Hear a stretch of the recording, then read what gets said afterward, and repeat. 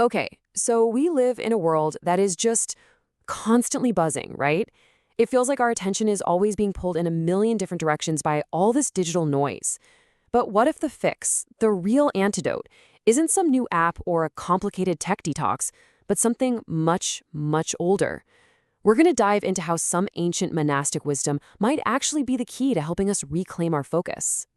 I mean, does this sound familiar? You feel like your focus is getting shredded all day long. A notification pops up here, an email pings there, you decide to do a quick scroll on your phone, and suddenly, poof, 20 minutes are gone. It honestly feels like a constant battle for your own mind, doesn't it? It's exhausting. Well, that feeling, it actually has a name. It's what we're calling our fragmented attention. And it's kind of become the new normal for so many of us. So let's unpack what this modern condition is really doing to our minds. Look at this. It really lays out the two worlds we're trying to live in at the same time. On one side, you have the digital noise, the endless scrolling, the constant pings, trying to multitask your way through the day. And on the other side, the total opposite, monastic silence. We're talking stillness, solitude, focusing on one single thing, quiet. This is the battle that's happening inside our heads every single day. And the thing is, we're not just distracted. That word feels too small for what's happening. Our focus is literally being shattered, fragmented into 1,000 tiny little pieces. And that comes at a huge cost, not just to our productivity, but to our thinking and our overall well-being. So the big question is, what on earth do we do about it? We're always looking for the next app, the next productivity hack. But what if the answer isn't new at all? What if it's ancient? This is what brings us to the ancient antidote. And here it is. This is the core idea, and it's going to sound completely backward at first. Just think about this. Productivity stems from monastic solitude rather than connectivity. We have been trained to believe that to get more done, we need to be more connected. But this ancient wisdom flips that completely on its head. It says that true, deep work, the good stuff, doesn't come from connection. It comes from deliberately disconnecting. Now, this is not about just sitting around and doing nothing. It's a very specific practice called structured stillness.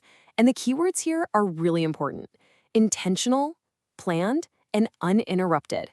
It's about actively choosing to schedule quiet time the same way you would schedule a meeting or a workout. It's a deliberate act. Okay, so that all sounds great in theory, right? But how do we actually do this? It sounds simple, but you'll find that truly confronting the quiet, well, it takes a conscious effort. So let's break down the practical steps.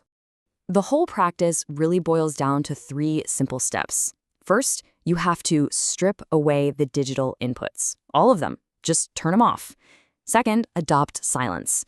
A great way to do this is in the pre-dawn hours before the rest of the world wakes up. And third, and this is probably the most crucial part, you have to be willing to confront the discomfort that's going to come up. Because let's be honest, when you first turn everything off, the silence can feel deafening. It can feel really loud in your head. You might feel bored or restless, maybe even a little anxious. But that's the point. The goal isn't to escape that feeling. It's to sit with it, to face that raw discomfort head on, because that is where the breakthrough happens. So you might be asking, why would I want to go through all that discomfort? What's the ultimate reward here? Well, it's about so much more than just getting a little peace and quiet. It's about reclaiming your mind. The end goal is this powerful idea called cognitive sovereignty. What a great term, right? It means you are in charge of your own attention. It's having the freedom to choose where your focus goes, instead of having it constantly hijacked by some external ping or notification. You become the master of your own mental state. This practice, this journey towards cognitive sovereignty, really is the definitive antidote. It's not just a band-aid or coping mechanism, it's a way to actually heal our fragmented attention. So, I'll leave you with this one question to really think about.